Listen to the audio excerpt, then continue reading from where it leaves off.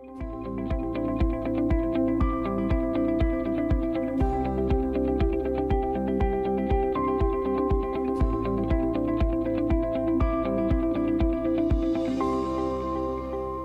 tahun yang baru di tahun 2024, Tuhan mau supaya kita semakin hari semakin serupa dengan Kristus.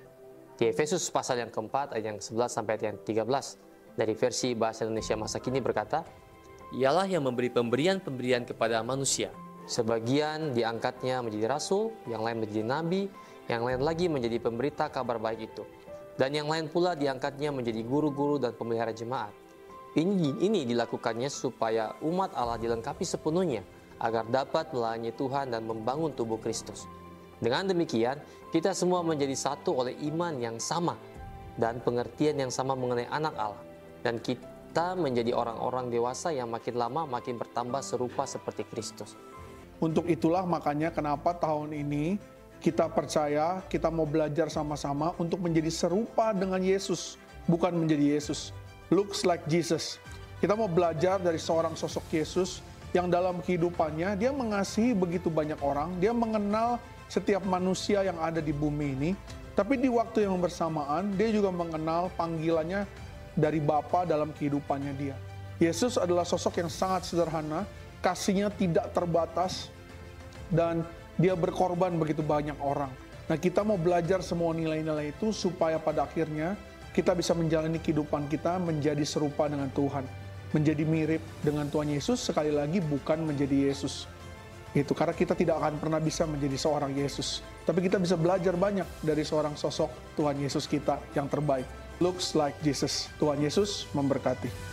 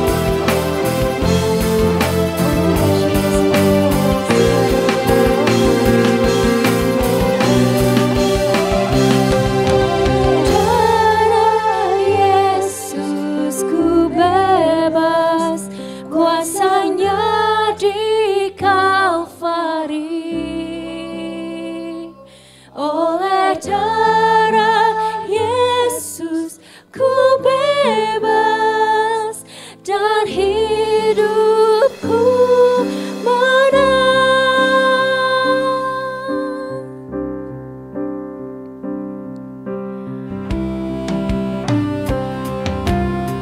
By the blood of Jesus, we are set free. Kita telah bebas. Yes, Jesus. Hallelujah. By the blood of Jesus. Oh, the blood of Jesus. Oh, the blood of Jesus. Oh, the blood of Jesus. It was as white as snow. Bapak Ibu boleh dipersilakan bangkit berdiri. Oh, the blood of Jesus. Oh, the blood of Jesus. Oh, the blood of Jesus. It was as white as snow. Oleh darah-Mu, oleh darah Yesus ku bebas, kuasanya di Kalvari. Oleh darah Yesus ku bebas dan hidupku menang. Oleh darah Yesus ku bebas, kuasanya di Kalvari. Oleh darah Yesus ku bebas dan hidupku menang.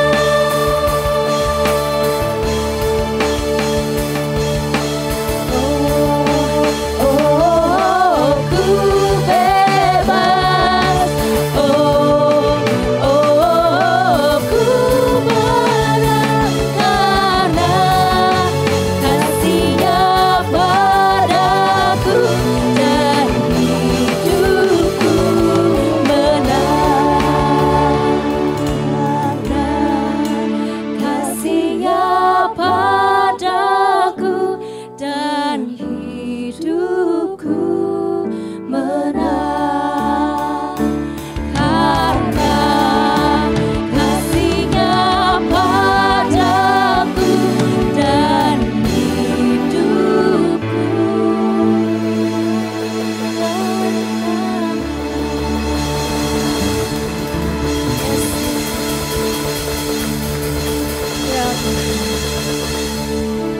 benar Tuhan. Karena darah-Mu Bapa, kami telah bebas. Karena darah-Mu Yesus kami telah menang. Dan hidup kami telah utuh Bapa. Hari ini kami mau datang Tuhan. Kami mau bersyukur. Kami bersyukur atas kuasa salib-Mu Tuhan. Yang terus mengingatkan kami Tuhan. Sungguhlah kami telah ditebus. Sungguhlah kami telah menerima hidup yang baru. Dan kasih-Mu Tuhan tinggal di dalam kami. Dan kami mau tinggal di dalam pengorbanan dan pertolongan-Mu Tuhan. Bapa, bertahtalah di atas pujian, penyembahan dan ibadah kami hari ini Bapa. Jamah tiap-tiap hati kami. Supaya apa yang kami dengar, apa yang kami rasakan, benar-benar menjadi benih yang mati dan tumbuh di dalam nama Tuhan Yesus. Kita yang percaya sama-sama katakan, amin. Shalom Bapak Ibu, teman-teman dan saudara-saudara terkasih di dalam Tuhan. Apa kabarnya? Di hari yang spesial ini kita mau sapa kiri kanan kita dan kita mau ingatkan, hey, kamu telah ditebus oleh Bapa loh. Yuk mari Bapak Ibu, kita mau menari, kita mau memuji Tuhan lebih lagi untuk Tuhan kita yang dahsyat, Tuhan kita yang telah tebus dosa kita. Amin. Sungguhlah hidupku telah ditebus oleh kuasa darah yang kudus. Sekarang hidupku bukan milikku lagi. Apapun yang Tuhan mau lakukan, apapun yang Tuhan mau inginkan, asalkan Tuhan ku senang, semua ku relakan, namanya dimuliakan.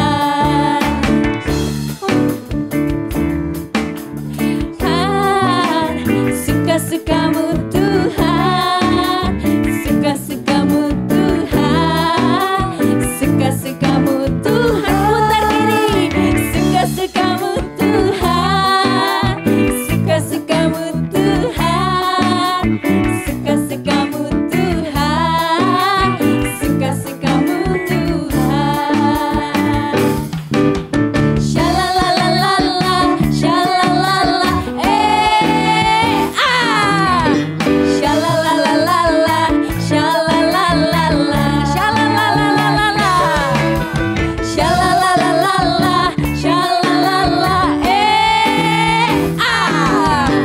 shalalalala, shalalalala. Yesus kekasih jiwaku, Yesus kekasih jiwaku, sungguh ku percaya padamu, karena kasihmu padaku, kau tebus dosaku. Dari terbitnya matahari dan sampai terbenamnya, ku angkat lagu pujian, tinggikan namamu. Dengan kendang ku puji dengan kecapi. Oh, ku bernyanyi haleluya, Yesus kekasih. Mainkan kendangnya sekali lagi. Dengan kendang ku puji dengan kecapi. Oh, ku bernyanyi haleluya, Yesus kekasihku. Mari kita bernari bersama. Shalalalala, shalalala, shalalalala, shalalala. Sekali lagi. Shalalalala, shalalala, shalalalala, shalalala. Sayang, sayang, disayang, aku disayang Tuhan, aku diangkat jadi anaknya. Aku disayang Tuhan. Disayang siapa? Sayang, sayang, disayang, aku disayang Tuhan, aku diangkat jadi anaknya. Aku disayang Tuhan. Glory, glory, glory, haleluya. Glory, glory, glory, puji Tuhan. Glory, glory, glory, haleluya. Glory, glory, glory, puji Tuhan. Glory, glory, glory, glory, haleluya. Glory, glory, glory, puji Tuhan. Glory, glory, glory, haleluya. Glory, glory, glory, puji Tuhan. Glory, glory, glory, haleluya. Glory, glory, glory, puji Tuhan. Glory, glory, glory, haleluya. Glory, glory, glory, puji Tuhan. Glory, glory, glory, puji Tuhan. Glory, glory.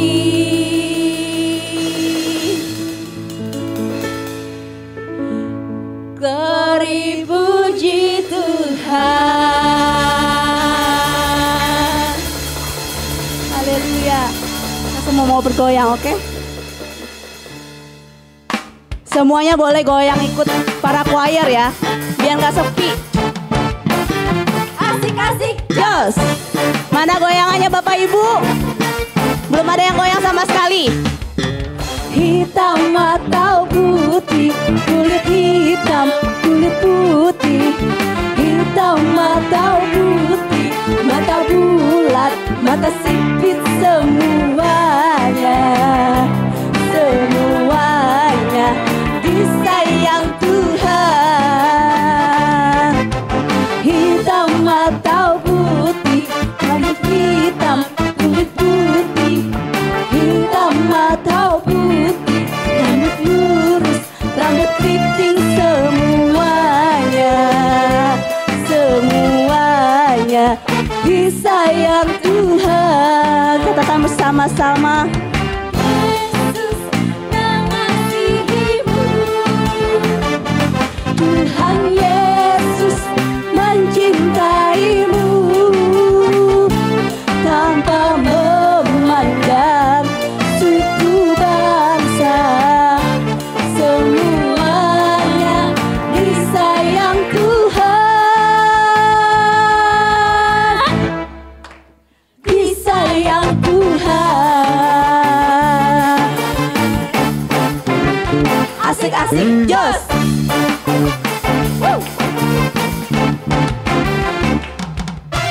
Hitam atau putih, kulit hitam, kulit putih.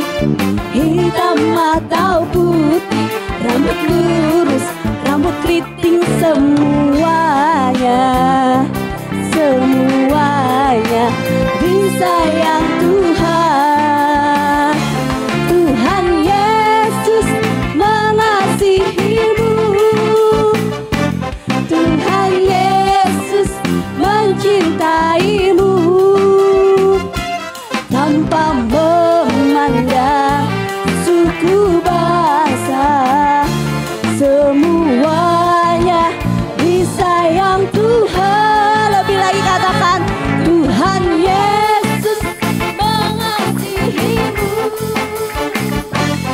Tuhan Yesus mencintaimu tanpa memandang suku bangsa. Semuanya disayang Tuhan. Disayang Tuhan. Katakan bersama-sama. Disayang Tuhan. Kurang goyangnya. Ikutin yuk, kita ke bawah ya. Disayang Tuhan. Kurang goyang lagi. Kita akan goyang terus sampai semuanya goyang. Disayang. Belum. Yang belakang belum lagi. Disayang. Lagi masih belum semua. Ya. Disayang. Sekali lagi semuanya yuk, semuanya. Disayang Tuhan. Haleluya, kasih tepuk tangan buat Tuhan Yesus. Silakan tutup Bapak Ibu. Kita semua disayang Tuhan, amin. Kita percaya bahwa karya penebusan Tuhan di kayu salib semua karena kasih Tuhan kepada kita. Thank you Jesus.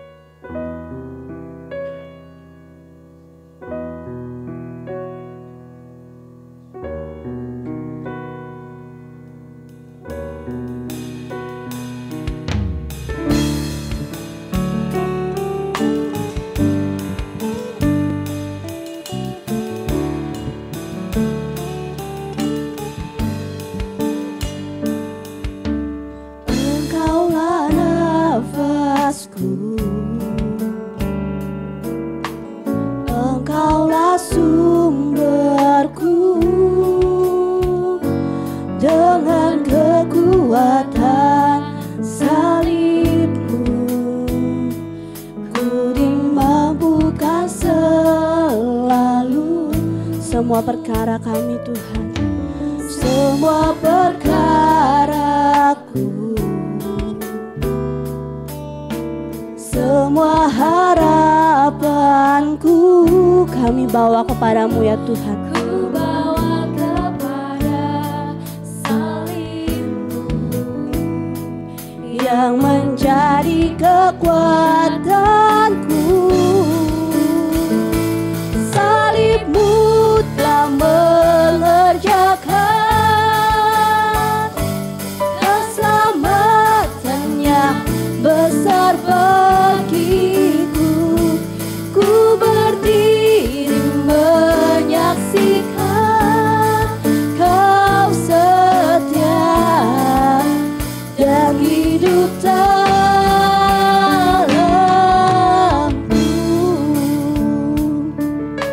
Lebih lagi kita mau katakan di hadapan Tuhan, Tuhan. Engkaulah nafasku, Engkaulah sumberku Tuhan. Engkaulah sumberku. Dengan kekuatan salib-Mu ku dimampukan selalu. Semua perkaraku, semua harapanku, ku bawa kepada salib-Mu yang menjadi kekuatanku. Salib-Mu telah mengerjakan keselamatan yang besar bagiku. Ku berdiri menyaksikan Kau setia dan hidup dalamku. Lebih lagi kita mau katakan salib-Mu Tuhan. Salib-Mu telah mengerjakan Keselamatan yang besar bagiku. Kami berdiri, kami menyaksikan Tuhan. Kau tunggu Tuhan yang setia. Thank you Jesus. Dan hidup dalamku.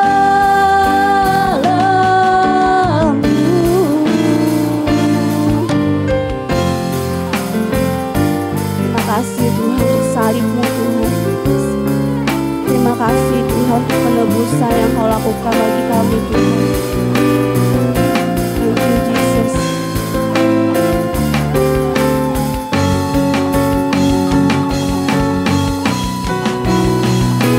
Salib-Mu telah mengerjakan keselamatan yang besar bagiku. Ku berdiri menyaksikan Kau setia dan hidup dalamku. Saya untuk semua untuk lagi berdiri. Kita mau lebih lagi katakan salib-Mu ya Tuhan. Thank you Jesus. Keselamatan yang besar bagiku. Ku berdiri menyaksikan Kau setia dan hidup dalamku.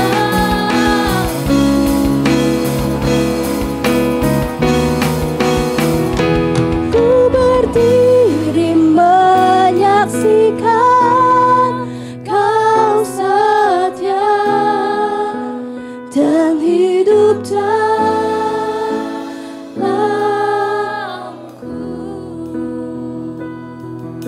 Kau setia Tuhan, kami bersyukur untuk karya salib-Mu. Kami pandang salib-Mu Tuhan. Engkau rela mati tebus dosa kami. Engkau Allah yang baik Jesus. Kami bersyukur Tuhan. Mari kita sembah Tuhan. Nyatakan ucapan terima kasih-Mu untuk kasih Tuhan, untuk karya salib Tuhan bagi setiap kita. Setiap sakit kita, setiap dosa kita, setiap kelemahan kita, setiap kutuk, apapun itu telah Tuhan tebus di atas kayu salib. Kami bersyukur Kau baik Tuhan. Kami mengasihi-Mu Tuhan. Kau setia Tuhan sampai akhir hidup kami. Thank you Jesus. Thank you Jesus. Salib-Mu yang terbaik Tuhan, yang terjadi dalam hidup kami. Kami bersyukur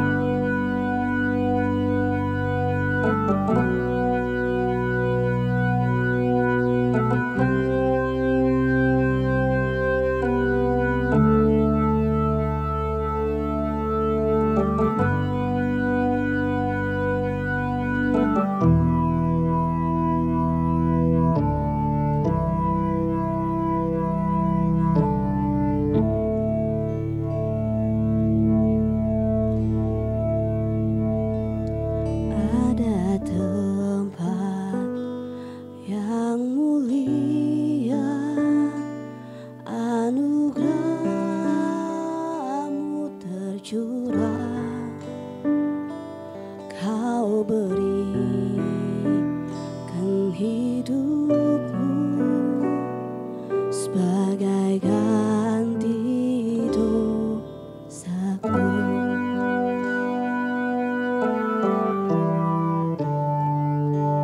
Lebih dari yang kukira, pengampunan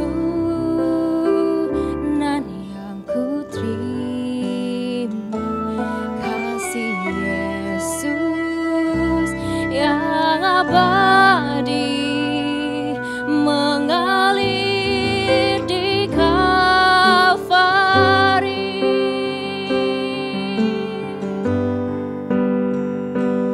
Oleh karena salib-Mu, seluruh hidupku milik-Mu, Tuhan. Darah-Mu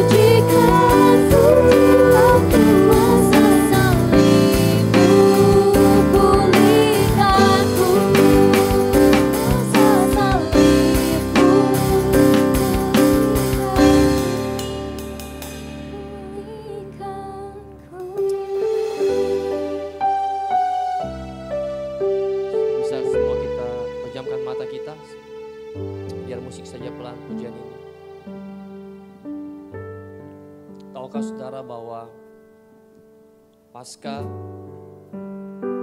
ini adalah momen di mana Tuhan Yesus harus menyelesaikan tujuannya di bumi untuk menyelamatkan saudara dan saya.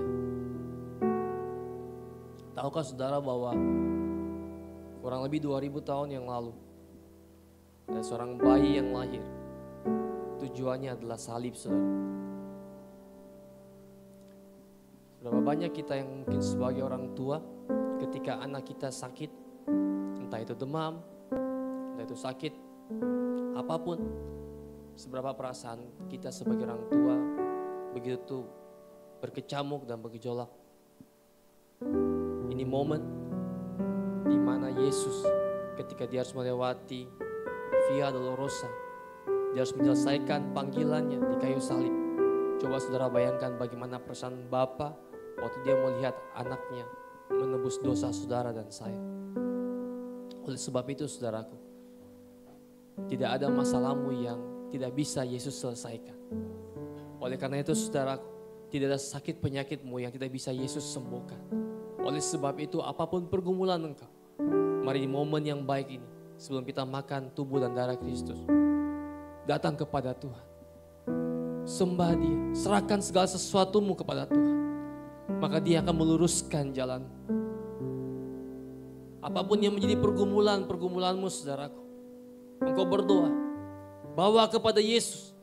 Dia sanggup memulihkan engkau. Dia sanggup mengubah hidupmu. Dia sanggup membawa engkau kepada jalan yang terbaik. Dan Dia akan menyelesaikan setiap apapun yang menjadi persoalanmu saudaraku. Oleh karena kasih-Nya cukup bagimu. Oleh karena salib itu menjawab segala sesuatu. Oleh karena salib itu Dia sudah menyelesaikan segala sesuatu. Oleh sebab itu engkau berhak menerima karunia. Engkau berhak menerima kemurahan Tuhan. Engkau berhak menerima kesembuhan. Engkau berhak menerima kelepasan. Engkau berhak menerima berkat-berkat Tuhan. Oleh karena salib Kristus dalam setiap kehidupan kita saudara. Mari sama-sama kita angkat pujian ini. Oleh karena salibmu, datang kepada Tuhan, berdoa, sembah Tuhan. Biar hadirat Tuhan memenuhi setiap kita pada pagi hari ini. Dan biar roh Tuhan yang menjamah setiap kehidupan kita. Terima kasih Tuhan. Haleluya. Darah-Mu sucikanku, kuasa salib. Sekali lagi sama-sama angkat pujian ini dengan lebih sungguh, katakan oleh darah salib-Mu. Terima kasih Tuhan. Seluruh hidupku milik-Mu Tuhan. Darah-Mu sucikanku, kuasa salib-Mu pulih. Sekali lagi dengan lebih sungguh katakan, oleh karena salib-Mu. Terima kasih Tuhan. Terima kasih Yesus. Tuhan, terima kasih Yesus. Kuasa salib-Mu pulihkanku. Kuasa salib-Mu pulihkanku. Kuasa salib-Mu pulihkanku. Mereka beri tepuk tangan yang meriah buat Tuhan Yesus. Haleluya. Terima kasih Tuhan. Silakan duduk Bapak Ibu Saudara semua. Saya bisa minta yang petugas perjamuan kudus maju ke depan dan membagikan.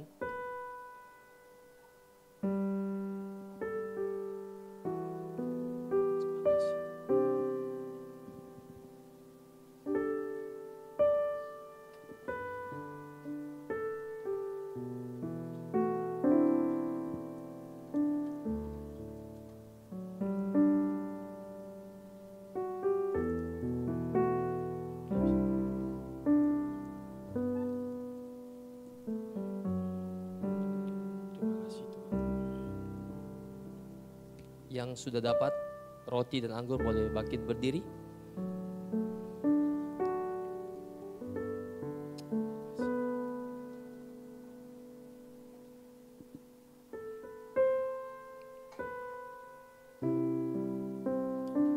Terima kasih Tuhan.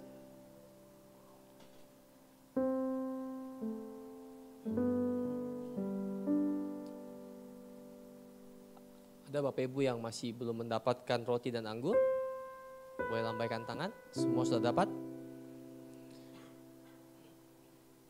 Mari sama-sama kita angkat roti di tangan kanan kita. Terima kasih Tuhan. Saudara tahu bahwa setiap kali kita mengangkat roti yang melambangkan tubuh Kristus, inilah pengharapan setiap kita, saudaraku. Percayalah engkau, saudaraku, bahwa setiap apapun yang menjadi beban dalam hidupanmu, ketika engkau angkat tubuh ini dan minum darah Yesus, Yesus ada bersama-sama dengan engkau. Mari bawa setiap hidupanmu kepada Tuhan. Terima kasih Tuhan. Sebab apa yang telah kuteruskan kepadamu, telah aku terima dari Tuhan, yaitu bahwa Tuhan Yesus pada malam, waktu ia diserahkan, mengambil roti, dan sesudah itu ia mengucap syukur atasnya. Ia memecah-mecahkannya dan berkata, inilah tubuhku yang diserahkan bagi kamu. Perbuatlah ini menjadi peringatan akan aku. Percayakah saudara bahwa roti yang kita pegang di tangan kanan kita adalah persekutuan kita dengan tubuh Kristus? Mari kita makan dengan iman dalam nama Tuhan Yesus.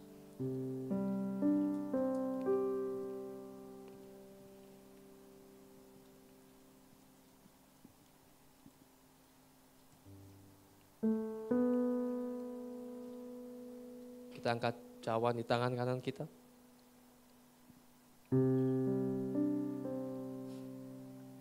Demikian juga ia mengambil cawan sesudah makan, lalu berkata, cawan ini adalah perjanjian baru yang dimeteraikan oleh darahku. Perbuatlah ini setiap kali kamu meminumnya, menjadi peringatan akan aku. Percayakah saudara bahwa anggur yang kita pegang adalah merupakan persekutuan kita dengan darah Yesus? Mari kita minum dengan iman di dalam nama Tuhan Yesus.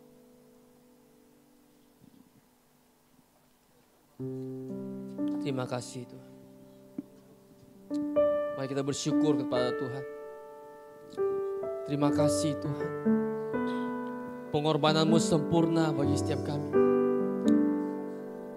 Terima kasih Tuhan. Terima kasih. Mari naikkan syukurmu di hadapan Tuhan, saudaraku. Naikkan penyembahanmu di hadapan Tuhan. Terima kasih. Terima kasih Yesus, kami bersyukur. Terima kasih Roh. Terima kasih. Terima kasih. Buat tubuh dan darahmu, kau pulihkan. Kau selamatkan kami, kau berikan kami pengharapan. Terima kasih Tuhan. Terima kasih Yesus. Terima kasih. Kami bersyukur.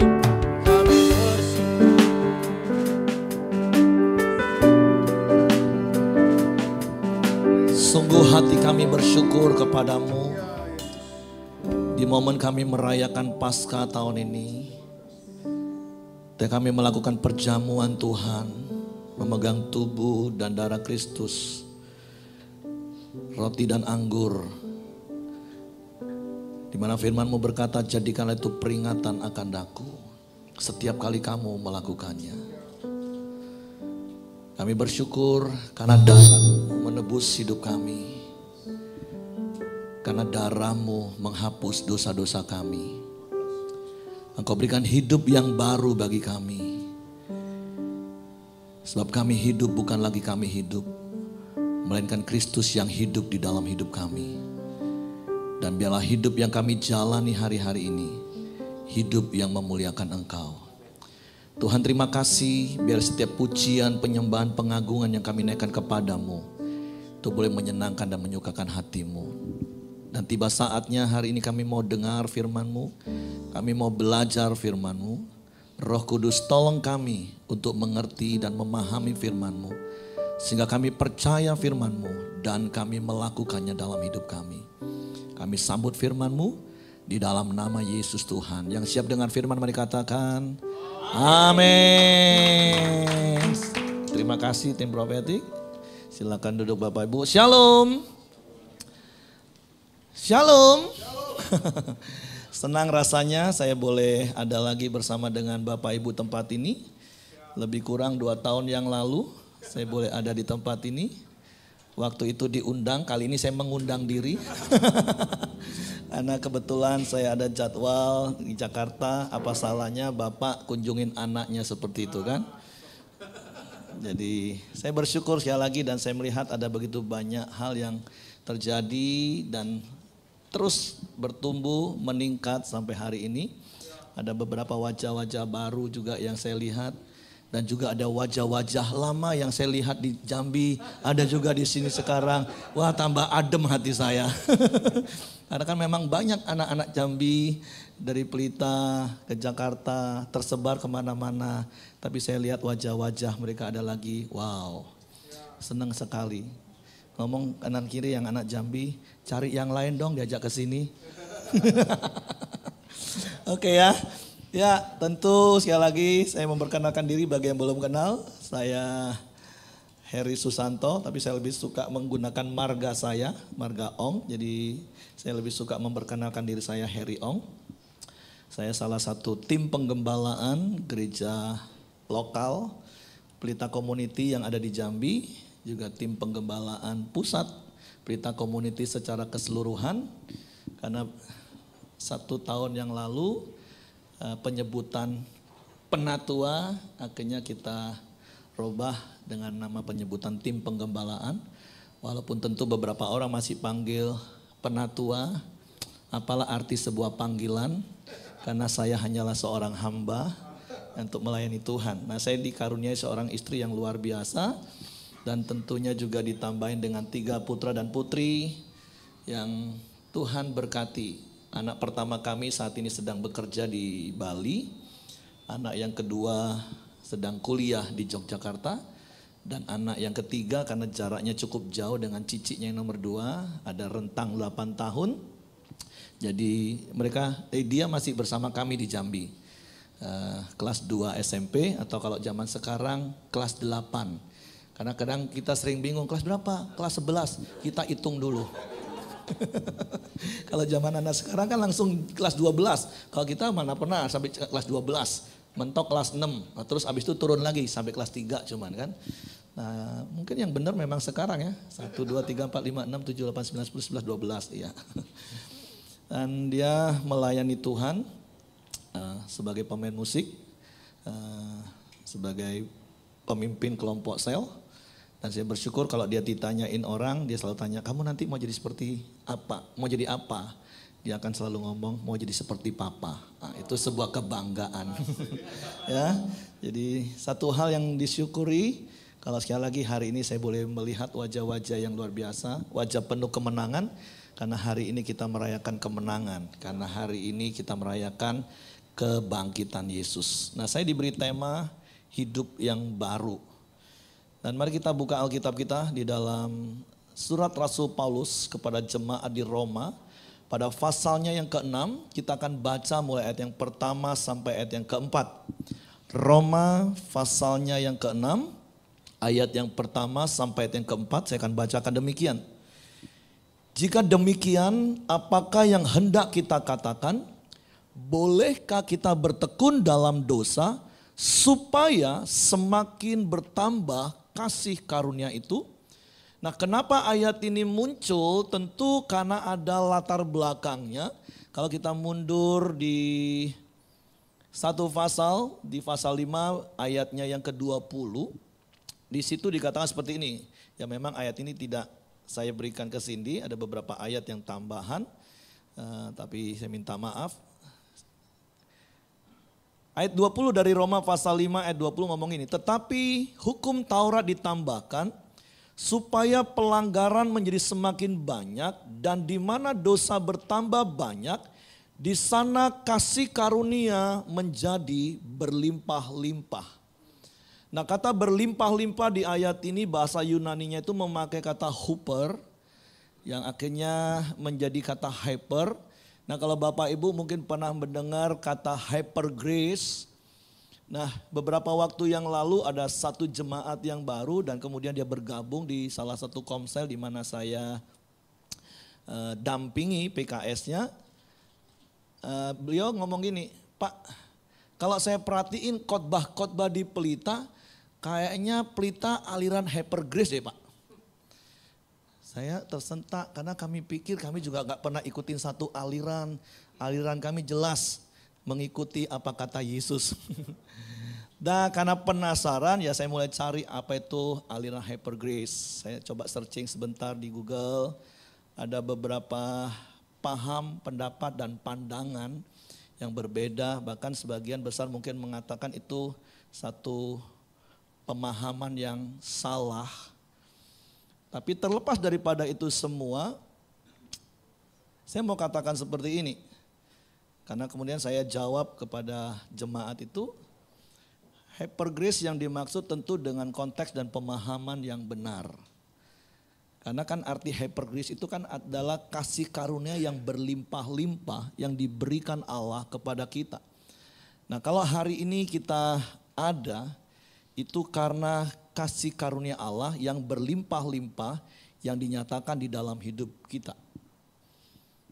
Nah, tetapi pemahaman kasih karunia yang berlimpah-limpah itu jangan disalah mengerti.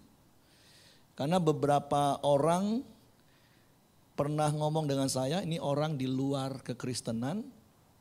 Saya nggak tahu apakah Bapak Ibu juga pernah mengalami hal yang sama. Mereka ngomong gini, enak ya jadi orang Kristen ya.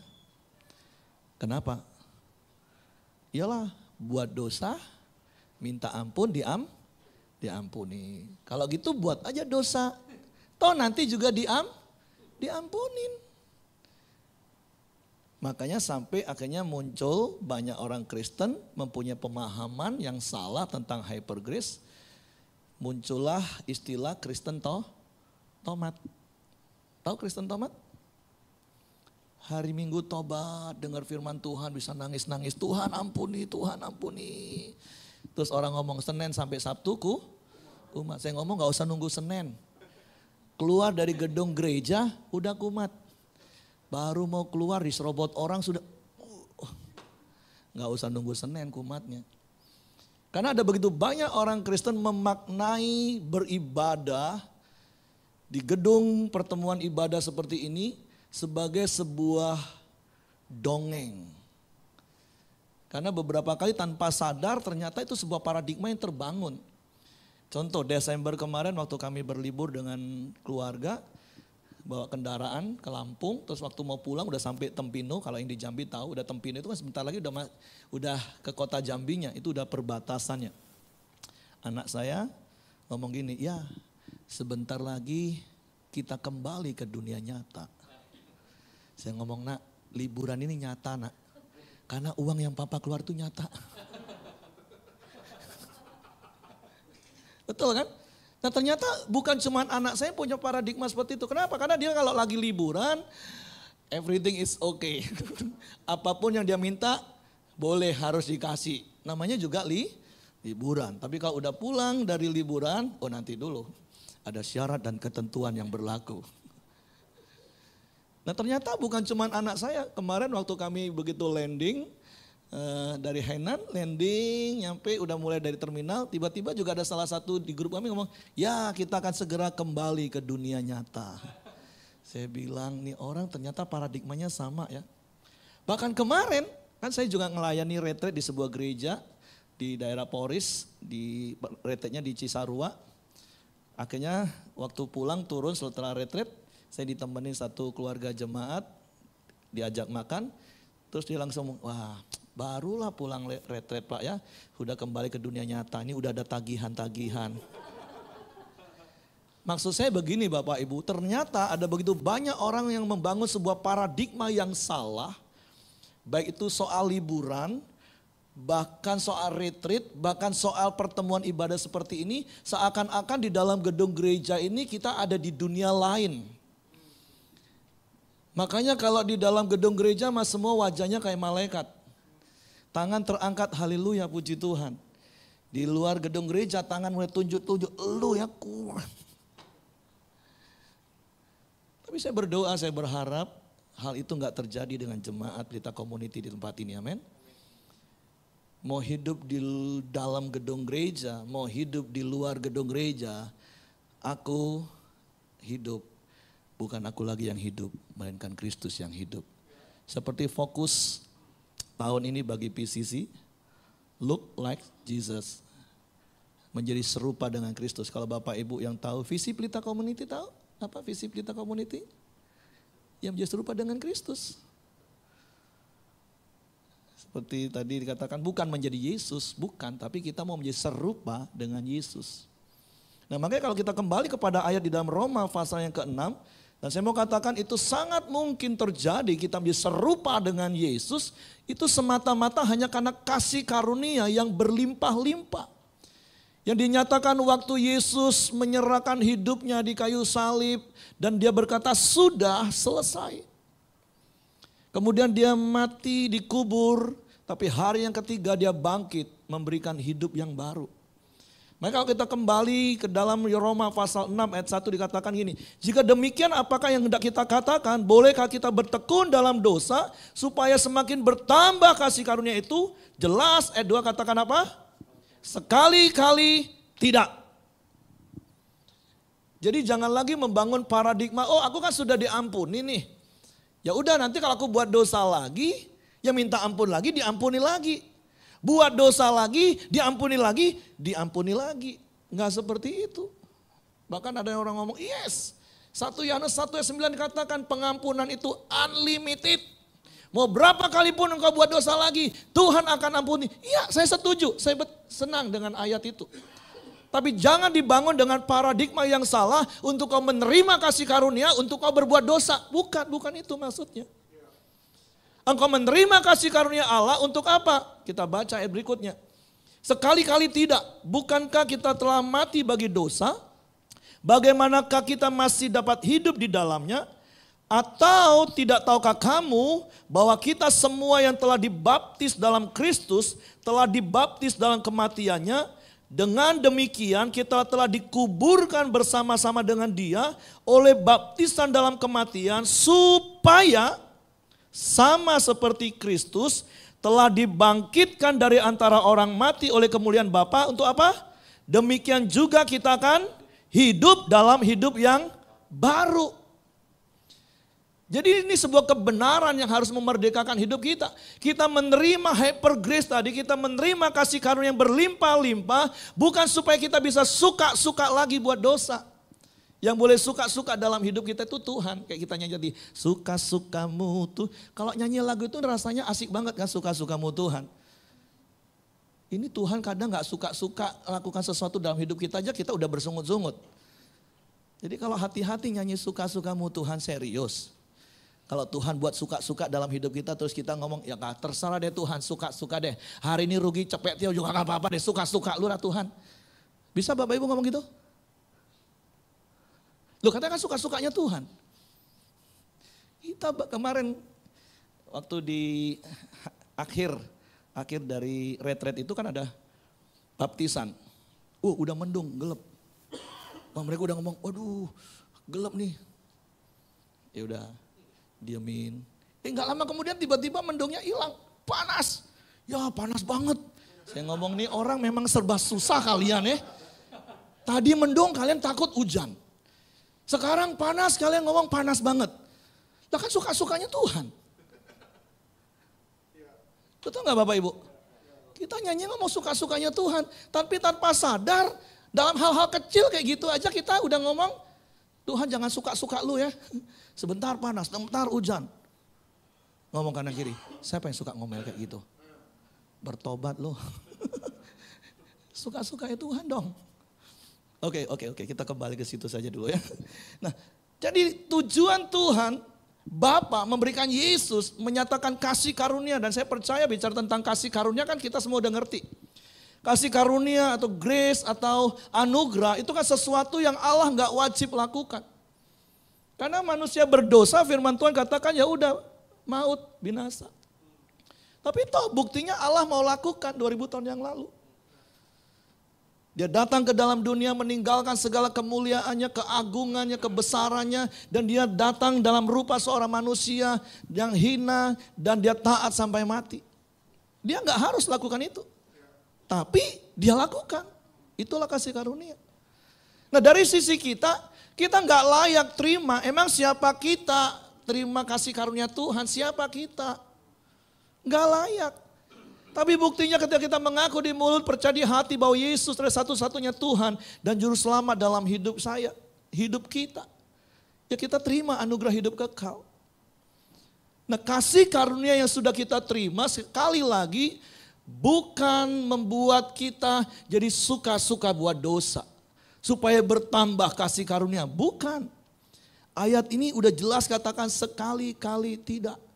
Jadi tujuannya apa? Ketika kita menerima kasih karunia yang berlimpah itu tujuannya supaya kita mempunyai hidup yang baru.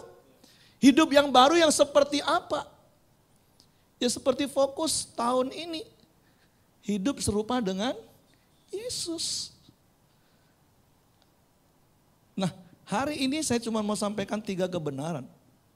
Bagaimana sih caranya supaya kita bisa jalani hidup yang baru ini?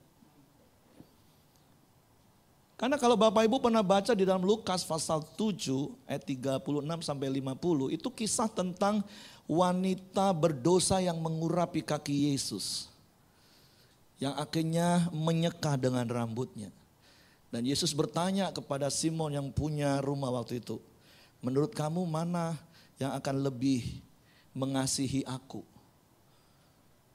Karena singkat kata adalah kemudian Yesus tanya, orang yang punya hutang banyak atau yang hutang dikit, yang dihapuskan yang akan lebih mengasihi Tuhan. Tentu orang yang hutangnya lebih banyak, waktu dihapuskan, dia akan lebih mengasihi. Jadi artinya ketika kita menerima pengampunan Tuhan, sekali lagi konsepnya, paradigma yang harus kita bangun, aku sudah diampuni maka aku mau mengasihi Tuhan. Dan kalau Bapak Ibu baca di Injil Yohanes pasal 14 ada begitu banyak ayat. Cuman satu sih ciri-ciri orang yang mengasihi Tuhan. Yaitu engkau mentaati semua firman-Ku. Engkau mentaati perintah-Ku. Nanti Bapak Ibu cari deh. Di Yohanes pasal 14, 15. Ciri-ciri orang mengasihi Tuhan cuma satu. Taat melakukan firman Tuhan. Itulah hidup yang baru. Yang semakin hari semakin serupa dengan Kristus. Dan saya berdoa, saya berharap fokus tahun ini bukan cuma sebatas slogan semata. Tapi setiap kita benar-benar menjadi pribadi yang serupa dengan Kristus. Amin. Satu tokoh besar India pernah berkata seperti ini. Kalau seandainya semua orang Kristen yang ada di India, mereka hidup seperti Yesus hidup, maka seluruh India akan jadi Kristen. Tapi masalahnya ada begitu banyak orang yang menamakan dirinya Kristen. Yang arti Kristen adalah pengikut Kristus. Tapi malah kelakuannya enggak seperti Kristus. Dan itulah justru yang menghalangi mereka untuk mengalami perjumpaan dengan Kristus itu sendiri. Nggak usah jauh-jauh ke India kalau gitu. Coba kita lihat potret kekristenan di Indonesia. Miris kan? Daerah-daerah kantong Kristen justru, contoh Sumatera Utara. Nggak ada orang Sumatera Utara di sini? Ada orang Medan di sini, minta maaf dulu. Ampun kalau kita ke Medan. Yang notabene-nya ya orang Kristen sih. Kalau minggu ke gerejanya rapi banget. Saya pernah tahun berapa ke daerah Danau Toba dan diminta tuh pelayanan. Saya bersyukur di sini saya minta izin pakai kaos boleh kan di sini kan. Kalau di daerah Danau Toba pakai jas. Semua jemaat ini bukan cuma pendetanya, jemaatnya. Terus ibu-ibunya pakai kebaya bersanggul. Waduh, rapi banget. Ukuran kan bukan cuman kostum, walaupun bukan berarti kostum nggak harus diperhatikan, perlu diperhatiin maksud saya. Tapi kan miris banget kalau kita melihat kekristenan. Manado, Sulawesi Utara. kawin cerai paling tinggi. Sumatera Utara tadi premanisme paling tinggi. Papua, kantong Kristen, HIV paling tinggi. Miris. Kalau seandainya seluruh jemaat Pelita Community hidup seperti Yesus. Ini daerah Karangtengah ya. Karangtengah, Alam Sutra, Gading Serpong. Melalui hidup kita, mereka mengalami perjumpaan dengan Kristus. Amin. Jadi mari memaknai momentum Paskah tahun ini. Bahkan fokus tahun ini, kita benar-benar mau hidup serupa dengan Kristus. Ya, saya tahu itu sebuah proses. Tapi yang namanya sebuah proses itu pasti ada progres. Jangan selalu beralasan di balik kata proses. Iyalah Pak, masih proses. Ya 5 tahun yang lalu prosesnya masih sekarang masih segitu juga loh. Tadi saya sempat cerita sama Pak Peter. Wow, hebat banget ya di Hainan ya. Mendirikan satu bangunan aja, itu kerennya bisa 6 sampai 8. Apa enggak cepat? Nah kalau di Indo, di Jambi apalagi. Apalagi kalau udah proyek multi-year. Yang pernah ke Jambi sekarang lihat daerah Talang Banjar nih contoh. Ini enggak. Aduh udah 3 tahun babak belur gak selesai-selesai tuh jalan. Orang Jambi aja udah males lewat situ. Proses mau sampai kapan prosesnya? Entah gak jelas. Ngomong kanan kiri, jangan berlindung di balik kata proses. Tapi gak pernah berubah. Makanya di Kempri ada ngomong ini, perubahan bukanlah perubahan sampai terjadi perubahan. Karena satu-satunya tidak akan pernah mengalami perubahan adalah perubahan itu sendiri. Karena kita harus terus mengalami progres perubahan. Tapi goalnya jelas. Seperti Kristus. Itulah hidup baru yang Tuhan mau melalui momen Paskah. Di ayat yang kedua, ketiga, sampai keempat ditutup dengan kata tadi apa? Supaya kita, demikian juga kita akan hidup dalam hidup yang baru. Jadi Paskah bicara tentang kematian Yesus.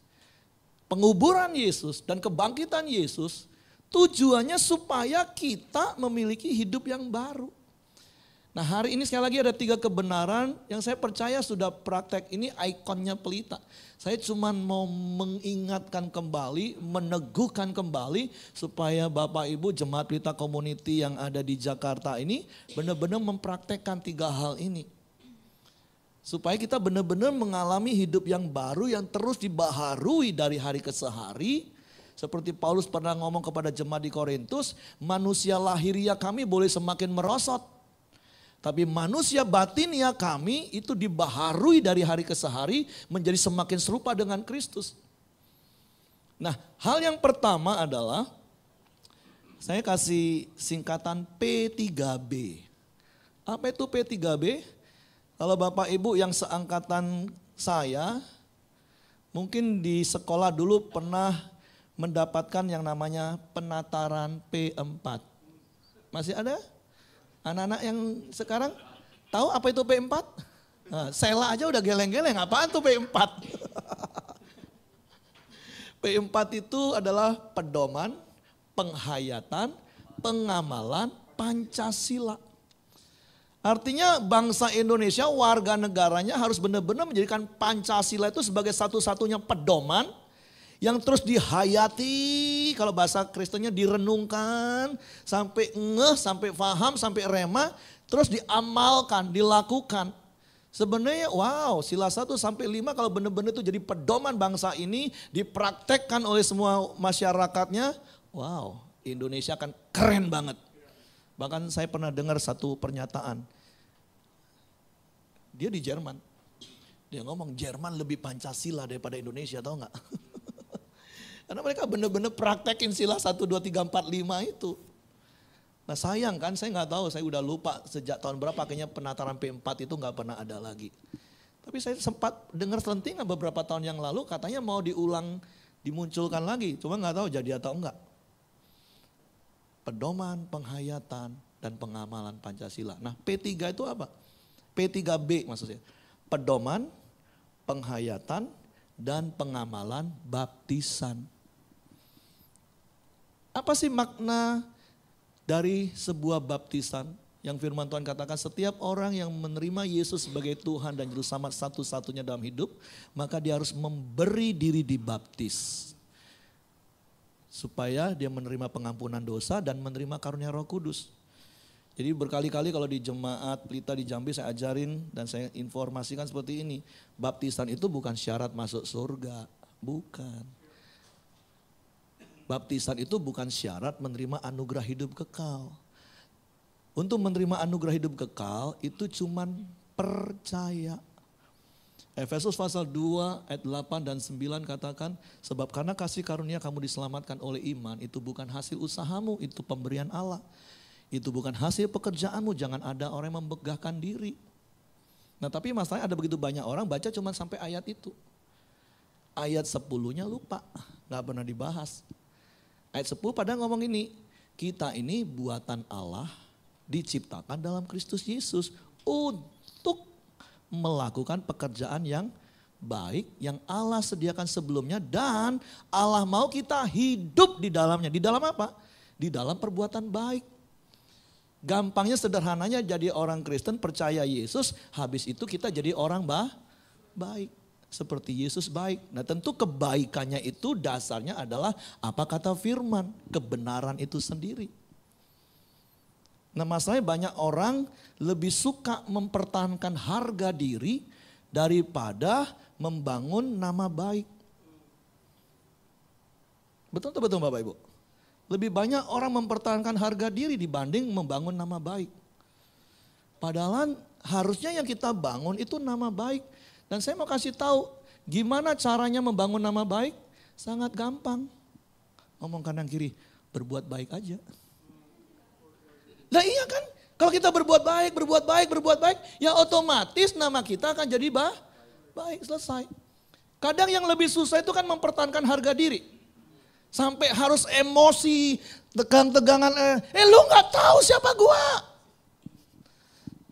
Karena saya sering ngomong, orang yang mempertahankan harga diri biasanya sampai lupa diri. Saking emosinya. Lu gak tahu siapa gua. Lah kalau ada orang ngomong seperti itu sama saya, gak tahu. Lalu aja gak tahu siapa lu. Iya kan? Padahal kan kita udah tahu dan berkali-kali saya katakan harga diri saya mah udah lunas. Dibayar di kayu salib. Jadi mau ngapain harga diri saya? Terima kasih untuk tim Pelita Community kalau soal hospitality itu memang harus diacungin 4 jempol. Sampai tadi Pak Peter, hah? Apa negret? Saya ngomong gak apa-apa. Tidur kemarin saya juga antara kamar, antara gudang saya juga gak tahu. Saya juga gak masalah saya pikir. Pokoknya mereka rapiin, ada AC, ada kursi yang biasanya di depan TV. Yang bisa dilipat jadi kursi, bisa dilipat jadi kasur. Di situ saya tidur juga gak masalah saya bilang. Sampai kemarin waktu, Pak makanya mau diantar ke kamar. Gak usah, saya bisa cedok sendiri. Ya terima kasih. Jemaat melakukan firman, hormatilah orang yang menyampaikan firman Tuhan itu dengan 2 kali lipat. Tapi saya nggak boleh pakai ayat itu untuk menuntut jemaat memperlakukan saya istimewa. Gua penyampai firman loh, kalian hormati 2 kali lipat loh. Wah nggak dihargai, dari Cengkareng bukannya dijemput, suruh naik Damri sendiri ke puncak, ke Bogor. Enggak. No problem bagi saya. Karena saya punya prinsip saya harus rendah hati. Apa itu rendah hati? Rendah hati itu artinya saya sadar saya udah di posisi yang paling rendah. Gak ada satupun orang yang bisa merendahkan saya. Lu mau ngomong apa, lu mau perlakukan apa, gua gak pusing. Memang gua udah keset, mau diapain. Jangan mentang-mentang, wah disambut. Disambut ya nikmati aja puji Tuhan. Tapi kalau lagi gak disambut jangan marah, jangan sakit hati, maksudnya gitu. Amin. Bisa paham kebenaran ini ya. Jangan, makanya saya punya prinsip-prinsip hidup dari firman. Standar hidup saya gak akan pernah naik. Walaupun bukan berarti saya gak bisa menikmati berkat yang terus meningkat. Mau dari kaki 5 sampai bintang 5 juga dinikmati, gratis lagi apa. Wow luar biasa. Kenapa saya gak mau membuat standar hidup saya naik? Saya ingat standar kami waktu nikah itu cuma bawa 2 tas. Cuma numpang di mes kantor 3 bulan lebih, cuma kasur busa. Jadi kalaupun dikasih kasur busa cuma pakai kipas, ya itulah standar saya dulu juga gak naik-naik, gak apa-apa, gak masalah. Tadi saya sengaja rekamin guest house-nya Geraha Pelita. Wih keren banget, ada pijit. Itu rencana nanti malam gua pijit deh. Udah 5 hari pegel jalan. Nanti saya usulkan yang di Jambi dibuat juga. Saya fotoin kayak ih keren banget. Ya kalau diperlakukan seperti itu puji Tuhan. Tapi kalaupun gak diperlakukan seperti itu, ya no problem. Jangan pertahankan harga diri kita mah udah lunas dibayar, selesai. Lakukan saja perbuatan baik supaya kita dikenal orang yang punya nama baik. Karena itulah hidup baru. Itulah look like Jesus. Serupa dengan Yesus. Nah 3 prinsip tadi, ini baru mau mulai khotbah nih, panjang udah. Karena kan biasanya kalau udah ayat terakhir tuh baru seneng. Kalau baru mulai khotbah, ya ampun, udah berapa lama tuh ngomong gak berhenti-berhenti, ini baru mau mulai khotbah. Nggak lah kan kerja keluarga kita ya, dengerin. Karena saya katakan tadi sebenarnya apa yang mau saya sampaikan itu udah Bapak Ibu praktekin, saya berharap. Dan saya percaya akan terus dipraktekin. Nah gimana sih caranya supaya kita benar-benar bisa jalani hidup yang baru itu. Menjadi hidup semakin hari semakin serupa. Nah yang pertama yang saya katakan tadi P3B tadi. Kita harus benar-benar jadikan baptisan itu sebagai sebuah pedoman dalam hidup kita. Yang kita hayati benar-benar dan kemudian kita lakukan, kita amalkan, kita praktekkan. Karena makna baptisan itu kan kita udah mati bersama dengan Kristus. Dikubur bersama dengan Kristus dan kemudian bangkit bersama Kristus dalam hidup yang baru. Prakteknya sederhana, setiap hari kita harus memahami dan memaknai ayat-ayat ini. Sederhananya cuma gini Bapak Ibu. Harry yang dulu tukang marah-marah, itu udah mati. Udah dikubur bersama Yesus. Yang bangkit sekarang Harry yang sabar. Harry yang dulu pelit, udah mati. Udah dikubur bersama Yesus. Sekarang Harry yang baru, Harry yang suka memberi. Amin. Kehidupan kekristenan sesimpel itu. Ngomong kanan kiri, sesimpel itu. Dan mulailah praktek dari rumah. Contoh-contoh kalau ada orang tua dan anak. Mama yang suka ngomel-ngomel dulu, udah mati. Udah dikubur. Tuh. Dengar. Sebelum saya lanjutin dengan firman itu untuk. Ini kebiasaan orang. Tuh dengar tuh. Gak apa-apa ya. Iya ini prinsip yang saya harus ajarin berulang-ulang. Firman itu untukku.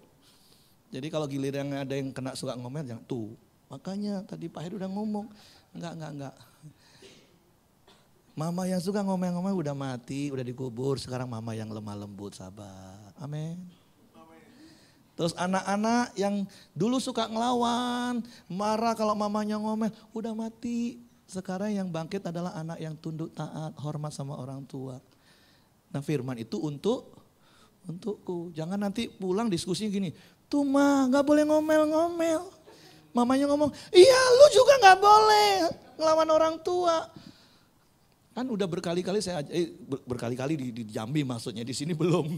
Prinsip hubungan itu sederhana.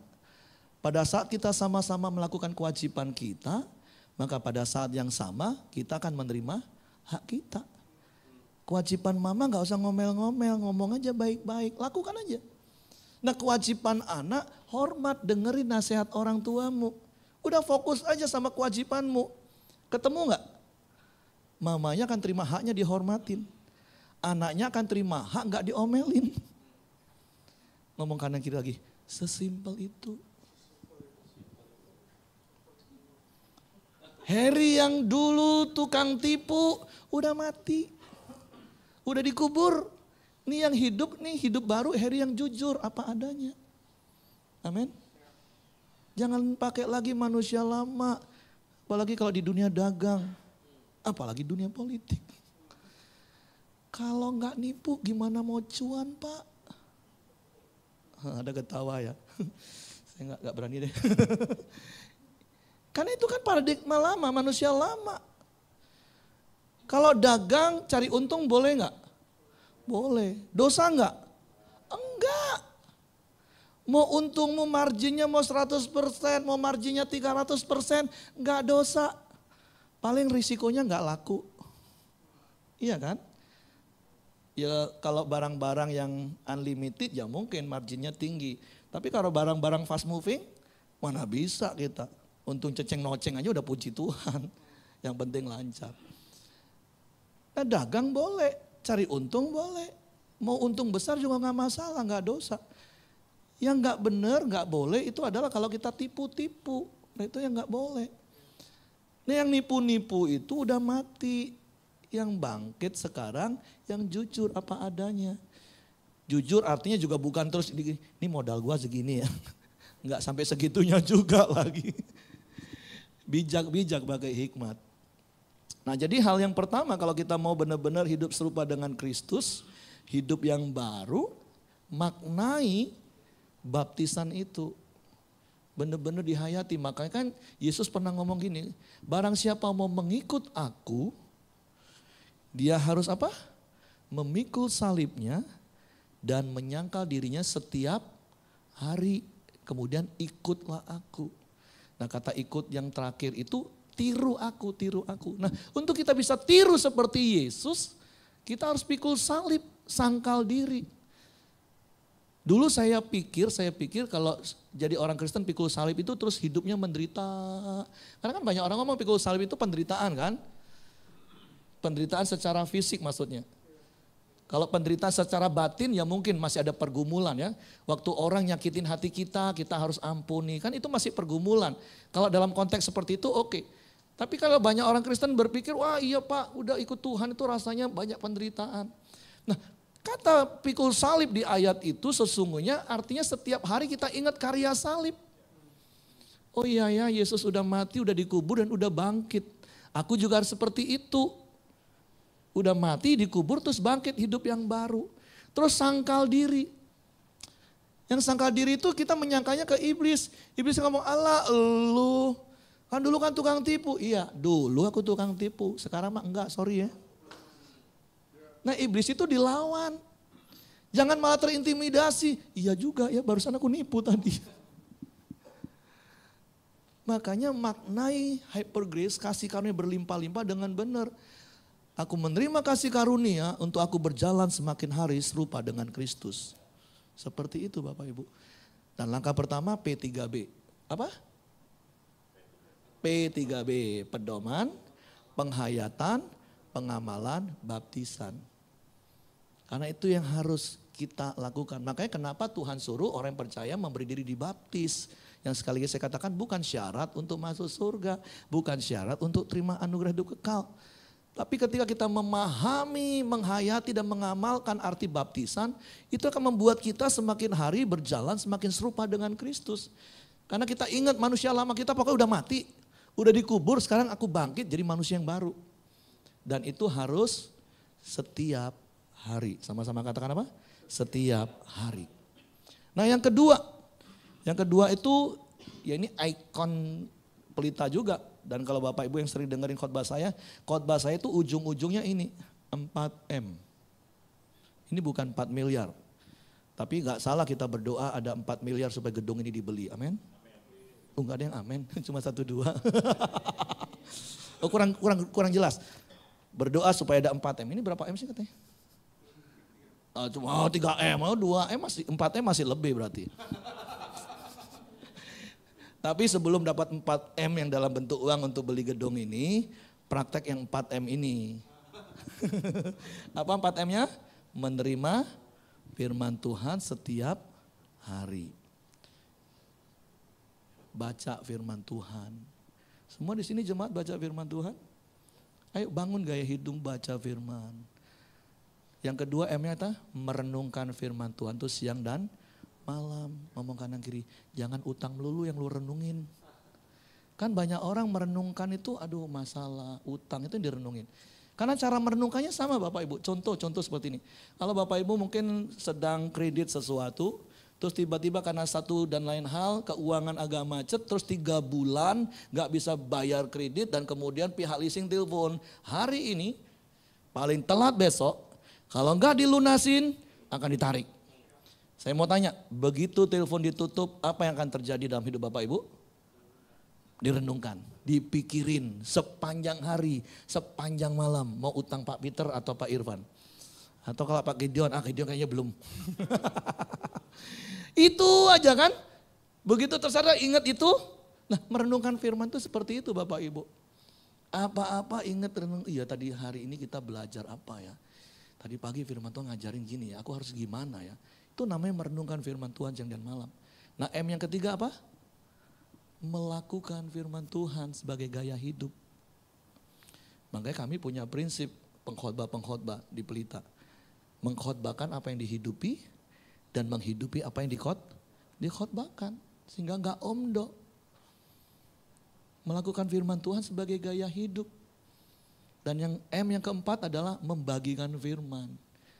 Dalam pertanggungjawaban, dalam kelompok-kelompok kecil, itu poin yang ketiga nanti. Lu dapat apa hari ini? Tuhan ngomong apa? Tuhan ingetin apa? Tuhan suruh kita apa hari ini? Saling berbagi. Kalau sendirian kan mungkin cuma satu poin. Tapi kalau kita saling berbagi, saling memberi, akhirnya hari ini saya bisa dapat 5. Ada 4 orang yang lagi memberi, saya dapat 1, saya bagi. 4 orang lagi tambahin, saya punya 5 hari ini. Nah makanya ngomong kanan gini, 4M. 4M. Karena kalau kita baca di dalam Yakobus, pasal 1, ayat 22 sampai 25, firman Tuhan ngomong gini. Tetapi hendaklah kamu menjadi pelaku firman dan bukan hanya pendengar saja. Sebab jika tidak demikian kamu menipu diri sendiri. Sebab jika seorang hanya mendengar firman saja dan tidak melakukannya, ia adalah seumpama seorang yang sedang mengamat-amati mukanya yang sebenarnya di depan cermin. Baru saja ia memandang dirinya, ia sudah pergi atau ia segera lupa bagaimana rupanya. Tetapi barang siapa meneliti hukum, merenungkan, meneliti yang sempurna yaitu hukum yang memerdekakan orang dan ia bertekun di dalamnya. Jadi bukan hanya mendengar untuk melupakannya tetapi sungguh-sungguh melakukannya. Ia apa? Akan berbahagia oleh perbuatannya. Digambarkan firman Tuhan itu jadi cermin. Kan kita mau jadi orang baik, kita mau jadi benar karena orang benar hidupnya harus benar. Bahkan Amsal katakan jalan hidup orang benar itu semakin terang hingga rembang tengah hari. Semakin hari semakin serupa dengan Kristus. Bagaimana caranya kalau kita enggak terus bercermin dengan firman? Karena ketika kita melihat firman menjadi cermin dalam hidup kita. Oh ternyata di sini ada hitam. Kita jadi tahu. Kan tapi enggak mungkin kan ketika kita bercermin di sini ada hitam terus kita hidup biarin. Masa bodoh biarin deh. Enggak kan. Langsung otomatis. Nah itulah gunanya firman. Maka kenapa tiap hari kita harus 4M. Supaya ketika kita tahu kita salah kita jadi benar. Kan saya berkali-kali katakan gini, kapan kita bisa jadi benar? Waktu kita sadar kita salah. Makanya saya selalu katakan juga gini, lawan dari benar apa? Lawan dari benar apa? Salah. Iya paling gampang lawan dari benar salah. Tapi yang lebih parah sebenarnya gini, lawan dari benar itu merasa benar. Karena merasa benar itu salah banget. Contoh yang kalau pakai Waze atau pakai Google Map. Begitu kita salah jalan, kan biasanya langsung diomelin kan. Turn around. Karena kita salah jalan. Nah waktu kita sadar kita salah jalan, kita otomatis akan putar balik. Tapi kalau kita merasa benar, kalau gua mau lurus mau ngapain? Gua matiin juga loh, ngomel aja. Iya kan? Itu kan celaka. Orang ditegur firman Tuhan, kalau dia sadar salah, oh salah. Ternyata nggak boleh, harusnya gini. Udah lakukan, makanya 4M. Tapi kalau kita nggak hidup dalam kebenaran, tapi hidup dalam pembenaran, wah cilaka itu. Hidup dalam pembenaran itu artinya kebenaran firman itu tapi. Ada tanda tapi, iya sih Pak firman Tuhan ngomong ampuni, tapi Pak, wih sakitnya Pak minta ampun, susah Pak, tapi. Memang sih Pak harus murah hati memberi sih Pak, tapi. Ngomong kanan kiri, jangan pakai tapi terus. Firman Tuhan itu patokan barometer yang jelas, A, B, B. Makanya kalau mau hidup baru seperti Kristus, 4M. Nah yang ketiga secara cepat terakhir. Saya sampai jam berapa ya? Karena saya kalau udah ngomong susah berhenti. Jadi tolong diberhentikan. Yang ketiga secara cepat ya hiduplah dalam komunitas sel atau kompak, komunitas sepakat. Kalau komselnya masih agak terlalu gede, di komsel itu bagi-bagi jadi kompak, komunitas sepakat. Tempat saling bertanggung jawab, pemuritan. Sehingga setiap hari, bukan cuman hari Minggu ini kan kita cuma celebration, cuman ibadah raya. Tapi bagaimana dengan hari-hari kita? Nah di Jambi Gate itu lagi on fire pemuritan. Dalam seluruh aspek hidup bukan cuma ngomongin Alkitab. Kadang saya dengar anak saya nggak tahu pelajaran matematika, dia minta kakak pembinanya, pemuridnya. Kok ini gimana besok mau ujian matematika, tolongin dong. Sampai dalam segala hal, sampai satu hari dia pernah ngomong ini. Sorry ya papa mama ya, kalau aku nggak terlalu terbuka dengan papa mama dan aku lebih suka terbuka dengan kakak pembinaku, pemuridku. Nggak apa-apa nak, nggak masalah. Papa lebih ringan. Yang penting kamu dimuridkan dengan benar, hidup dalam firman, hidup dalam komunitas. Jadi secara cepat saya mau mengakhiri khotbah hari ini, lakukan 3 ini. Apa yang pertama tadi? P3B. Setiap hari mari baptisan itu jadi pedoman hidupmu yang kau hayati dan kau amalkan. Setiap kali manusia lamamu mau bangkit ngomong enggak. Itu udah mati. Paling gampang sambil nyanyi, ku telah mati dan tinggalkan cara hidupku yang lama. Karena semua itu ujungnya cuma sia-sia. Marah aja terus kalau nggak mau mati kemarahanmu. Ujungnya berantem dulu. Tapi saya bersyukur tadi saya naik Grab, saya ngobrol sebentar, saya injilin. Emang, oh udah pisah pak, baru nikah 3 tahun, kenapa pisah? Saya ajarin.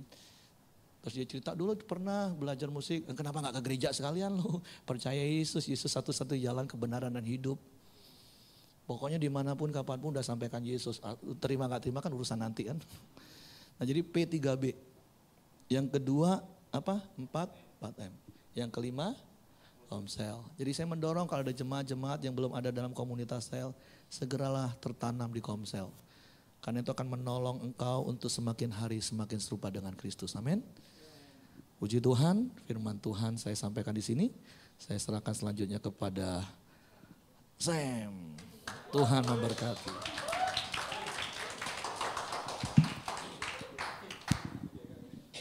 Boleh tepuk tangan lagi untuk Pak Heri dong. Lagi dong. Terima kasih Pak Heri udah jauh-jauh dari Jambi datang ke sini untuk memberkati kami. Oke. Tugas saya di sini gampang, saya cuma mau memberitakan news sepekan ke depan. Tapi pertama-tama sebelum news, kami segenap tim panitia Pasca mengucapkan marhaban ya Ramadan. Selamat menunaikan ibadah puasa, semoga kuat sampai nanti sore bukanya ya.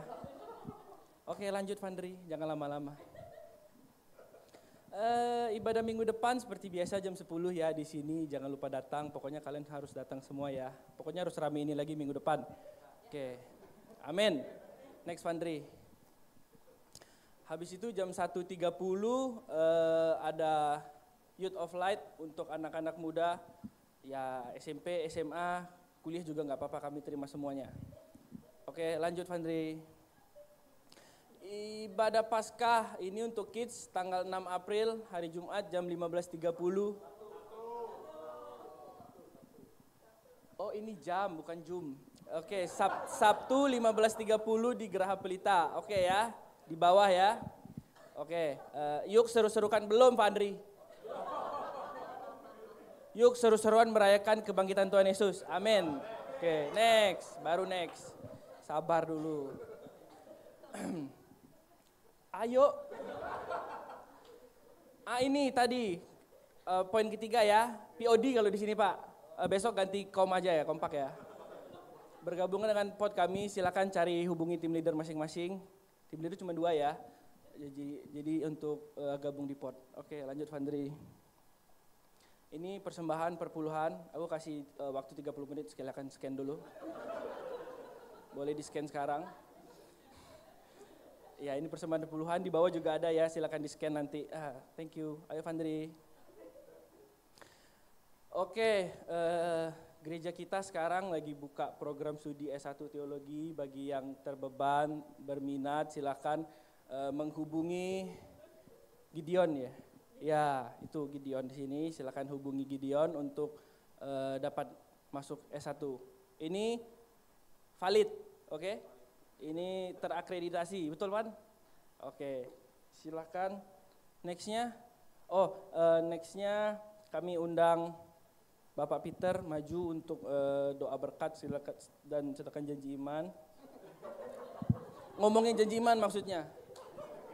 Oh ya, kami tim Pasca ada siapin snack sama makanan di bawah, jadi jangan pulang cepat-cepat, silakan dihabisin semuanya ya. Terima kasih. Wassalamualaikum warahmatullahi wabarakatuh. Cek satu data. Boleh beri tepuk tangan buat Samuel dan tim Pasca. Ada cerita lucu. Saya pikir ini pertama kali dia jadi ketua panitia, betul? Am I correct? Oke. Jadi waktu kami lagi diskusi, saya sama Irfan, siapa yang ngurus panitia Pasca tahun ini kan. Terus entah kenapa tiba-tiba muka dia muncul di otak saya gitu. Terus waktu saya bilang Irfan sampai lihat saya, yakin nih, yakin kita? Yakin lah, gitu. Tapi selalu ada yang pertama buat setiap orang. Saya terima kasih buat tim Pasca dan panitia Pasca, terima kasih buat hari ini. Kalian sungguh luar biasa dan terima kasih, saya tahu kalian kerja keras, latihan berkali-kali dan persiapan berkali-kali. Bukan begitu Pak Yosua? Begitu ya. Oke, selamat Pasca buat teman-teman semua, Bapak Ibu semua. Terima kasih sudah hadir, buat yang di rumah juga yang mungkin belum sempat. Happy Easter. Seperti yang tadi Pak Heru sudah bagikan buat kita semua hari ini. Hidup baru. Ini tema yang buat saya pas buat di hari Pasca ini. Kita selalu rayain tiap tahun. Tapi apa sih sebenarnya kita mau rayain gitu kan? Sehingga hari ini kita belajar buat dari Pak Heri bahwa kita mau belajar untuk hidup baru. Supaya hidup Bapak Ibu semua makin hari makin diberkati dan bisa makin memberkati banyak orang. Amin. Thank you so much Pak Heri, kasih tepuk tangan buat Pastor Heri. Saya tahu beliau capek, 5 hari trip ke China, pulang masih terus lanjut ke puncak, baru pulang tadi malam, tadi pagi pun masih pelayanan. Tapi seperti yang dia bilang, kami senang sekali Bapak kita masih mau ketemu anaknya hari ini di tempat ini dan dia masih terus lanjut, bahkan besok pagi berangkat bersama Gideon untuk pelayanan di Yogyakarta. Jadi nanti kita doakan, Ibu Heri kebetulan gak bisa join, izin pulang karena sudah panjang anak ditinggal di rumah. Tapi terima kasih Pak Heri, kami sungguh diberkati, Pak Heri sudah bisa hadir sehari-hari di tempat ini. Oke, sebelum saya tutup, saya dikasih pesan untuk mengabarkan update tentang janji iman. Bapak Ibu, saya gak perlu ulangi lagi lah ya. Jadi kita tahu kita sedang melakukan campaign janji iman buat pembayaran sewa 3 tahun gedung ini yang akan kita lakukan nanti di bulan April. Saya mau ucapin terima kasih banyak buat teman-teman semua, buat Bapak Ibu semua yang terlibat. Update yang dikasih finance saya, tim finance pagi ini, jumlah yang terkumpul sudah 92.560.000. 92.550.000. Saya nggak kebayang angkanya muncul segini. Jadi saya sungguh bersyukur dan terima kasih. Saya terharu sekali. Jadi ini bukan sebuah angka yang tadinya saya dan Irfan pikirkan, tapi it's amazing lah ya. Dan saya percaya semua cukup pada waktunya dan terima kasih apa yang Bapak Ibu semua taburkan. Nanti 92 juta ini suatu hari akan berubah menjadi 3M dan 4M. Supaya bisa kita beli ya Pak. Oke, baik mari kita berdiri Bapak Ibu semua. Kita akhiri ibadah kita Pasca hari ini dengan mengucap syukur buat Tuhan. Terima kasih Tuhan Yesus. Kami bersyukur buat kebaikan-Mu dan kasih-Mu yang tidak pernah habis dalam hidup kami. Kami tahu Kau begitu sayang dan mencintai kami apa adanya. Kami bersyukur diterima Tuhan apa adanya. Hari ini kami diingatkan bahwa hidup kami sudah ditebus Tuhan. Kami yang lama sudah mati dan kami yang baru sudah bangkit bersama dengan Tuhan. Biarlah apapun itu tidak mengintimidasi kami, tapi kami bangkit untuk menuju hidup yang baru bersama dengan Tuhan. Jadi berkat, jadi alat untuk dipakai kerajaan-Mu dimanapun Tuhan tempatkan kami. Terima kasih buat hamba-Mu, Pastor Heri, yang sudah menyampaikan isi hati-Mu. Kami sungguh bersyukur punya Bapak, seorang Pak Heri yang mau mendedikasikan hidupnya untuk melayani begitu banyak orang. Terima kasih buat kehadiran beliau di tempat ini. Mengucap syukur buat trip perjalanannya yang panjang. Kau berkati dia, jaga kesehatan dia, kemanapun dimanapun dia melangkah. Secara khusus berdoa biarlah buat Pak Heri dan Bu Heri, dimanapun Tuhan tempatkan biar jadi berkat, kemanapun mereka pergi. Hamba percaya ini belum selesai buat hidup mereka, tapi akan masih banyak hal yang lebih besar yang Tuhan percayakan dalam hidup mereka. Terima kasih berkati ketiga anaknya, walaupun terpisah-pisah, tapi kami tahu Kau mengasihi keluarga ini, biarlah keluarga ini terus memuliakan nama Tuhan. Terima kasih buat teman-teman semua yang sudah melayani hari ini Tuhan, kami menyerahkan mereka, apa yang mereka kerjakan, mereka lakukan. Kami percaya itu semua karena kasih karunia Tuhan. Dan biarlah apa yang mereka kerjakan hari ini itu semua tidak sia-sia tapi memuliakan nama Tuhan. Terima kasih buat seluruh panitia, Samuel dan teman-teman yang sudah bekerja keras untuk menyiapkan ibadah Paskah hari ini. Kami percaya mereka akan dikembalikan dengan berkat yang berkelimpahan.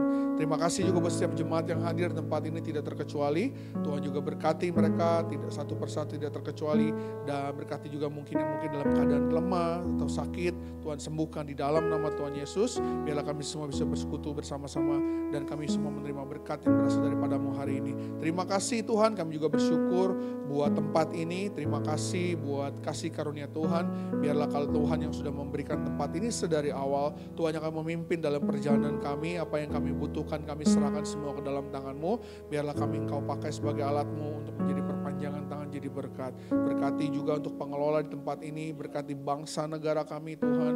Berkati juga para pemimpin kami Tuhan, tim pengembalaan pusat kami baik yang di Jambi maupun di Jakarta.